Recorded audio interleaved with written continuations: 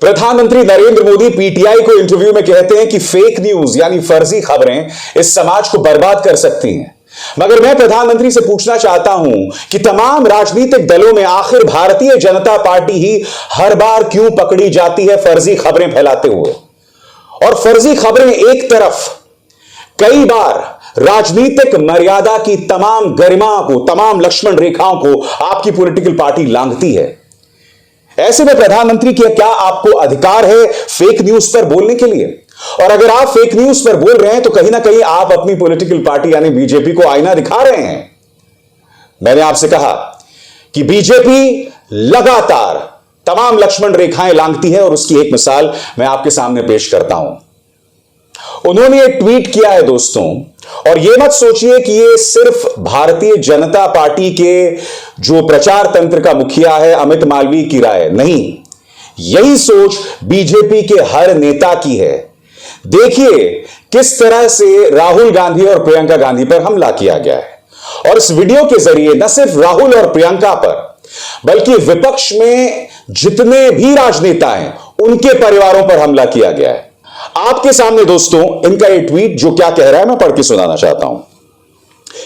एक आम भाई बहन जैसा नहीं है राहुल और प्रियंका का रिश्ता। प्रियंका राहुल से तेज हैं, मगर राहुल के इशारे पर ही पार्टी नाच रही है। सोनिया गांधी भी पूरी तरह से राहुल के साथ हैं। घमंडिया गठबंधन की मीटिंग से प्रियंका का गायब होना यूं ही नहीं है।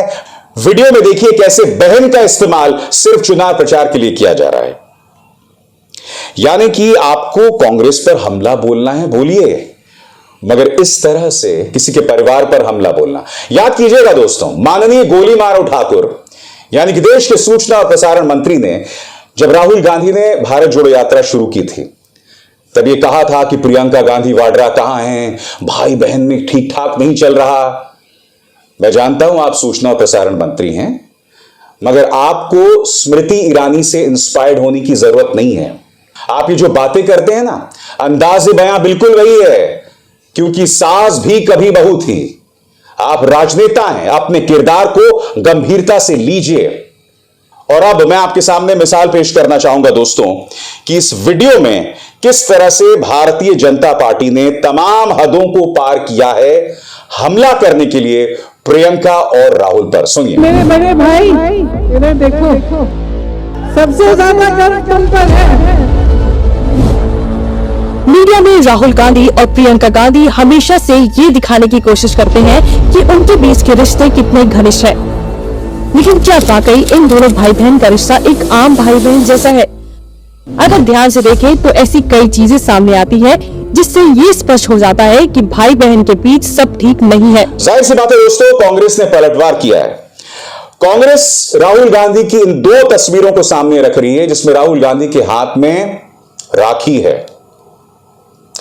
वो राहुल गांधी के एक इंटरव्यू का हवाला भी दे रहे हैं, एक शायद टाउन हॉल था उसका भी हवाला दे रहे हैं, जिसमें राहुल गांधी ने कहा था कि भाई मेरे लिए राखी बहुत मायने रखती है, मैं राखी कभी नहीं उतारता हूं। यानी कि जिस रक्षाबंधन पर मैं राखी पहनता हूं, जब तक वो राखी है वो बंधी रहती है और अक्सर वो राखी अगले रक्षाबंधन तक चल जाती है। सुनिए उन्होंने टाउन हॉल मीटिंग में दरअसल कहा क्या था, सुनिए। Rahul, do you celebrate Raksha Bandhan with Priyanka? Yeah. Yeah? Is it a sweet like the whole? I have a very, I think, uncommon rule. I wear my Rakhi until it breaks. No. He was giving me a high five. But you enjoyed the high five. You can give me a high five. So I don't take out my Rakhi, I keep it and it's there. I think it will stay there till next Raksha Bandhan at least. Congress Rahul Gandhi का यह interview पेश कर रही है और सुप्रिया सुनेत ने इस तरह से करारा हमला किया है। एक एक शब्द पर गौर कीजिएगा। भाजपाई चरण चंपको, तुम्हारे आका परिवार छोड़कर भाग गए, इसका मतलब यह नहीं कि सारे परिवार ही ऐसे ही हैं। कभी मुद्दों पर भी बात कर लिया करो। अब कुंठित होकर राहुल जी ने राखी नहीं बंधवाई, झूठ प्रचारित कर रहे हो। दोनों भाई बहन ने तुम्हारे झूठ और नफरत के बाजार के खिलाफ जो जंग छेड़ी है उससे बौखलाहट स्वाभाविक है।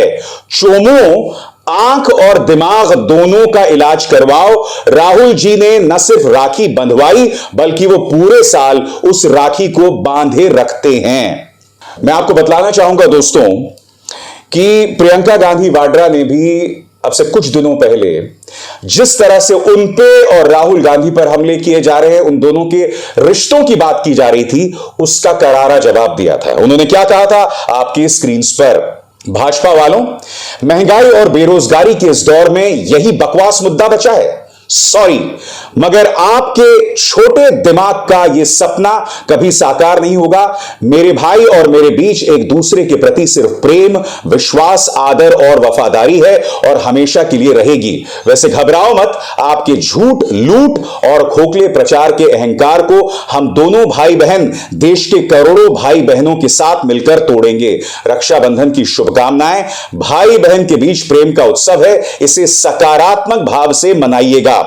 मैं फिर पूछना चाहता हूं प्रधानमंत्री नरेंद्र मोदी से, ऐसे में प्रधानमंत्री, क्या आपको यह अधिकार रह जाता है कहने का कि विपक्ष जो है मुझ पे 2-2 किलो गालियां रोज देता है?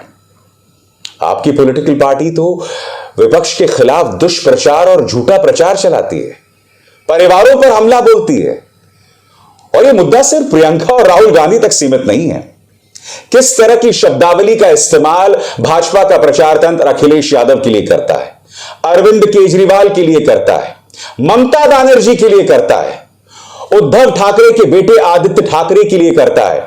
और यकीन मानिए, सिर्फ भाजपा का प्रचार तंत्र नहीं, इनका जो पालतू मीडिया भी है ना, वो भी इसी शब्दावली का इस्तेमाल करता है। मैं फिर आपसे पूछना चाहता हूं, क्या प्रधानमंत्री को ऐसे में फेक न्यूज, ये कहना कि साहब मुझे गाली दी जाती है, तमाम चीजें कहने का हक है? वैसे हां, प्रधानमंत्री ने कहा क्या था वो मैं आपको पढ़ के सुनाना चाहता हूं। फर्जी खबरें समाचार स्रोतों की विश्वसनीयता को नुकसान पहुंचा सकती हैं। आगे प्रधानमंत्री क्या कहते हैं मैं आपको पढ़ के सुनाना चाहता हूं। फेक न्यूज और डीप फेक सामाजिक अस्थिरता और अराजकता फैला सकते हैं। न्यूज सोर्स की विश्वसनीयता को कम कर सकता है। लापरवाह वित्तीय नीति और लोक लुभावन वादे शॉर्ट टर्म में राजनीतिक लाभ दे सकता है, लेकिन लॉन्ग टर्म में इसकी बड़ी सामाजिक आर्थिक कीमत चुकानी पड़ेगी। प्रधानमंत्री, ऐसा लगता है कि यह बात कहकर कहीं ना कहीं आप खुद पर ही सवाल खड़े कर रहे हैं, आप भाजपा पर ही सवाल खड़े कर रहे हैं। क्योंकि एक नहीं कई बार, याद कीजिए दोस्तों, जब मणिपुर का वो शॉकिंग वीडियो सामने उभर कर आया था, मैं आपसे पूछना चाहता हूं कि क्या भारतीय जनता पार्टी ने किसी की भी जवाबदेही तय की है? जब राजस्थान में प्रतापगढ़ का वीडियो सामने आया था, तब अशोक गहलोत तुरंत एक्टिव हो गए थे, वो वहां पहुंचे थे, इंसाफ दिलाया था, उस औरत को इंसाफ दिलाया था जिसके अपने पति ने उसे नंगा करके घुमाया था। वो तुरंत एक्टिव हुए थे ना।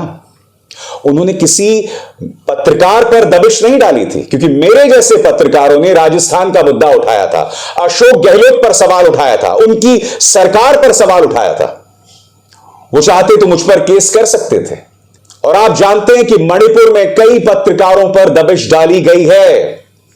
जो भी भारतीय जनता पार्टी के राज्यों में गड़बड़ झाला चल रहा होता है, उस पर कार्रवाई की जाती है। आपको याद है, गुजरात में एक पत्रकार पर सेडिशन का केस कर दिया गया था, सिर्फ इसलिए क्योंकि उन्होंने गुजरात के मुख्यमंत्री पर सवाल उठाया था। सिर्फ यह कहा था कि उन्हें बदलकर किसी और को मुख्यमंत्री बनाया जा सकता है। यह काम होता है भाजपा के राज्यों में, और ऊपर से फेक न्यूज का तूफान। और यह आदमी अमित मालवीय इसका चेहरा है। इस आदमी ने राजस्थान में जिस औरत को नंगा घुमाया गया था, उसका चेहरा भी अपने ट्वीट में जाहिर कर दिया था। यह कानून की निगाह में गुनाह है। सबसे बड़ा सवाल, क्या कांग्रेस की सरकारें सो रही हैं? अमित मालवीय बार बार झूठ बोलता है, कानून की तमाम मर्यादाओं को पार करता है, इस पर एक्शन क्यों नहीं लिया जाता? आपको याद है दोस्तों, इसने एक और झूठ कहा था स्वर्गीय राजेश पायलट के बारे में, जो कि सचिन पायलट के पिता हैं। उन्होंने कहा था इस ट्वीट में, अमित मालवीय ने, कि राजेश पायलट और सुरेश कलमाड़ी ने मार्च 1966 में ऐजवाल में मणिपुर में बमबारी की थी। सरासर झूठी खबर थी, क्योंकि बकौल सचिन पायलट उन्होंने बाकायदा यह दस्तावेज पेश किया था जिसमें बताया था कि भाई राजेश पायलट तो एयरफोर्स में कमीशन ही हुए थे अक्टूबर में, और हां उन्होंने बमबारी की थी, मगर 1971 में भारत और पाकिस्तान के बीच जो युद्ध हुआ था जिसके जरिए बांग्लादेश बना था, वहां पर राजेश पायलट ने बमबारी की थी। मगर अमित मालवीय बार बार झूठ बोलता है, लगातार झूठ बोलता है। वो मोदी जी ने कहा भी था ना, झूठ बोलो, बार बार झूठ बोलो, लगातार झूठ बोलो। प्रधानमंत्री आपका एक एक बयान, चाहे फेक न्यूज पर हो, चाहे डीप फेक पर हो, यह लगातार आप ही के पॉलिटिकल पार्टी को आईना दिखा रहा है। बड़ा सवाल, आप कब लगाम लगाएंगे अमित मालवीय जैसे लोगों पर और अपने भाजपा प्रचार तंत्र के गुर्गों पर? समाज को अगर कोई बर्बाद कर रहा है तो भाजपा का झूठा प्रचार लगातार लगातार बारंबार। मैं समझना चाहता हूं क्यों कि आपकी राजनीति बगैर झूठ के नहीं हो सकती। क्या आप तथ्यों के आधार पर अपनी बात नहीं रख सकते? सबसे शॉकिंग बात है कि भाजपा के बड़े बड़े नेताओं का एक एक भाषण उठाइए, हर भाषण में आपको कुछ ना कुछ गड़बड़ झाला दिखाई देगा। मैं समझना चाहता हूं क्यों। आप देश की सबसे बड़ी पॉलिटिकल पार्टी हैं, सबसे धनी पॉलिटिकल पार्टी हैं। आप चाहें तो टैलेंट को हायर कर सकते हैं जो आपकी बातों को सकारात्मक ढंग से जनता के सामने रख सके, मगर नहीं, आप अपना प्रचार सिर्फ झूठ के जरिए करते हैं। क्यों करते हैं यह समझ के परे है। देश को इससे बिल्कुल फायदा नहीं होने वाला है। मोदी जी, जिस तरह से आपके प्रचार तंत्र ने वीडियो पेश किया है जिसमें राहुल गांधी और प्रियंका गांधी के रिश्तों के बारे में वाहियात और अश्लील बातें कही गई हैं, और न सिर्फ राहुल और प्रियंका, सुप्रिया सुले, अखिलेश यादव और तमाम जो विपक्ष के नेता हैं उनके रिश्तों के बारे में वाहियात अनर्गल बातें कही हैं। आपने एक और लक्ष्मण रेखाएं पार की हैं। अमित मालवीय, तुम्हें शर्म आनी चाहिए। तुम्हारी जगह सभ्य समाज में नहीं है। मैं नहीं जानता हूं कि तुम अपने घर के अंदर, अगर तुम्हारे बच्चे हैं, मैं नहीं जानता हूं तुम्हारे परिवार में कौन कौन है, उनसे नजरें कैसे मिलाते हो तुम? अरे एक पॉलिटिकल पार्टी की सेवा करने के लिए देश को थोड़ा बर्बाद करोगे तुम, और बार बार करोगे बर्बाद।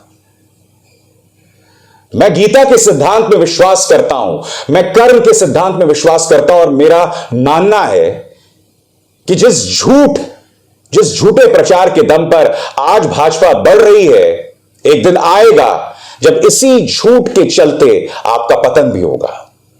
मेरे इन शब्दों को याद रखिएगा। अभिसार शर्मा को दीजिए इजाजत।